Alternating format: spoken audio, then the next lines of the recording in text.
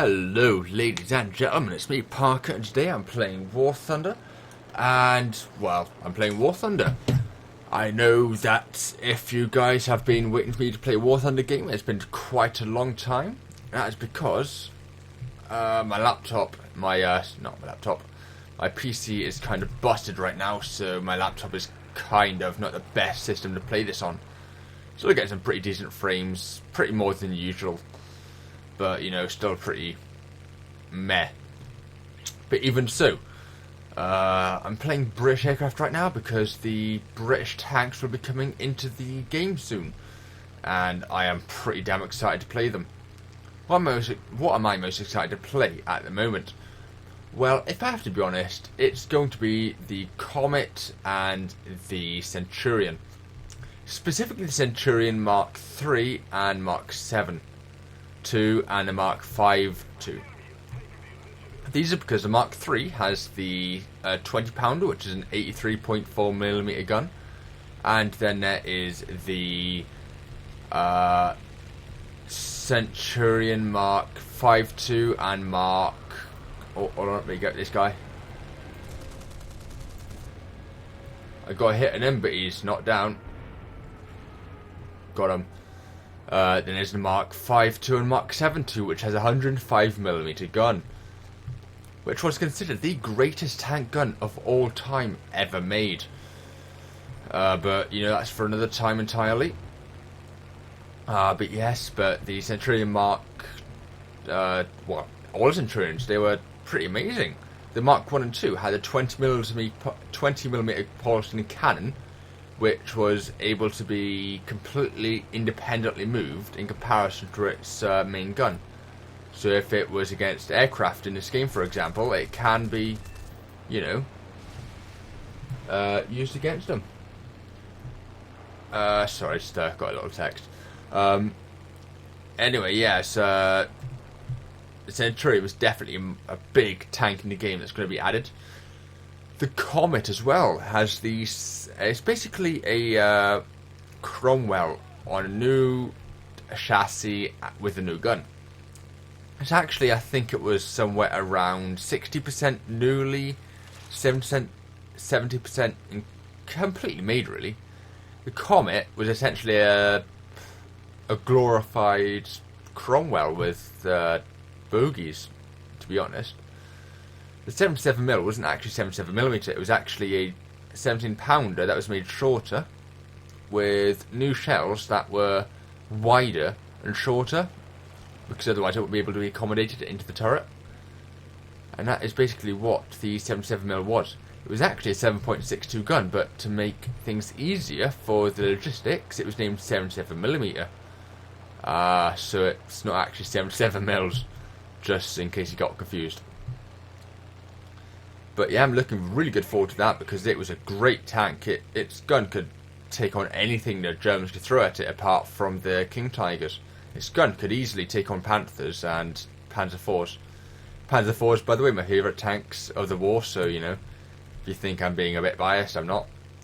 But, what else? There's the Chieftain as well, which I'm really looking forward to seeing. Let me take on his Tempest for a minute. Oh. Nothing's happening there.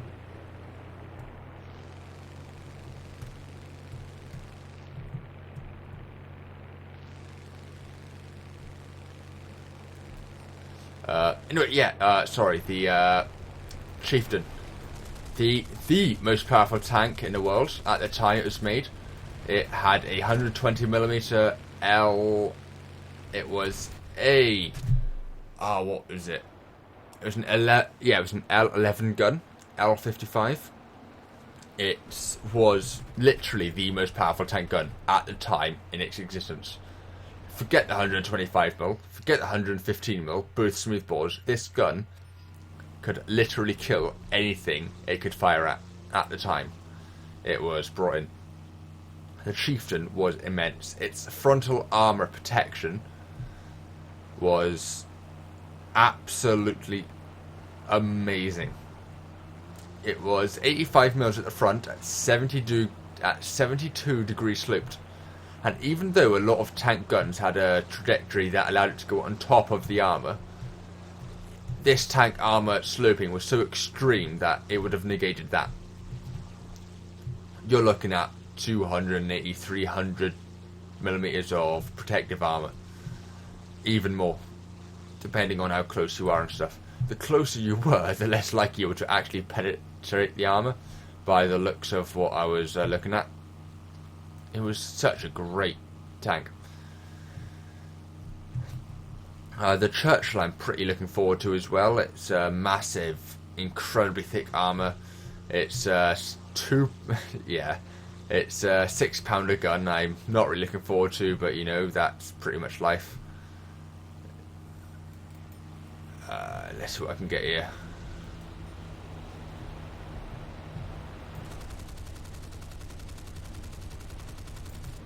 Critted him, he's on fire. But yeah, I'm looking forward to this, what was it? I literally just said it. The Churchill, yeah. Absolutely great tank. Incredible armour. Decent gun. But when the Black Prince comes in, it's going to be amazing.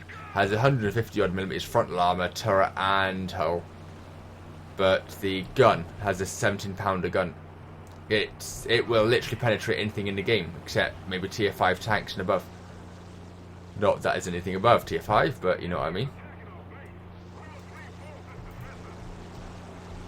Let me get this. Oh, but yeah. What else am I looking for? The Cromwell, obviously, with its 75mm gun. Not that it can actually penetrate anything, but you know, whatever.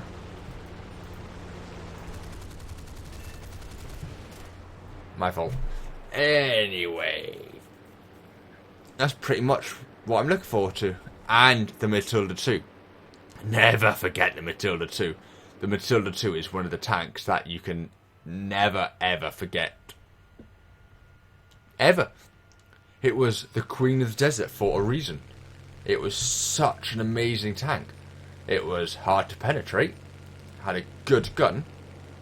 Well, it had an okay kind of gun. But you know what I mean. It was just so heavily armoured during the conquest of France. The Germans simply could not penetrate it. Even the AT guns were known as the door knockers because they couldn't penetrate it. The, what was it, 37 mils? Yeah, it couldn't penetrate the Matilda at all.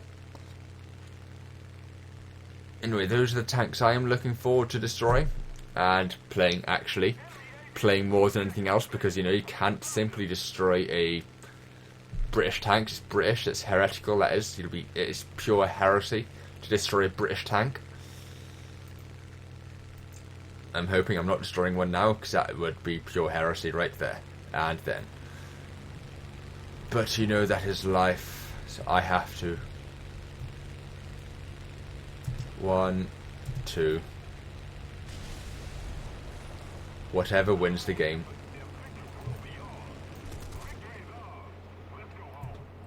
But yes, folks, they are the tanks I am very much looking forward to playing to. What your favourite tanks to play, actually? Listen to comments below, and favourite, comment and subscribe. And I will see you in later, actually. Let's see what we've got here first. Ooh, I've got a battle trophy. What have I got? 40k. No surprise. Anyway, folks, like, comment and subscribe. I will see you later. Park crap, folks. Cheerio.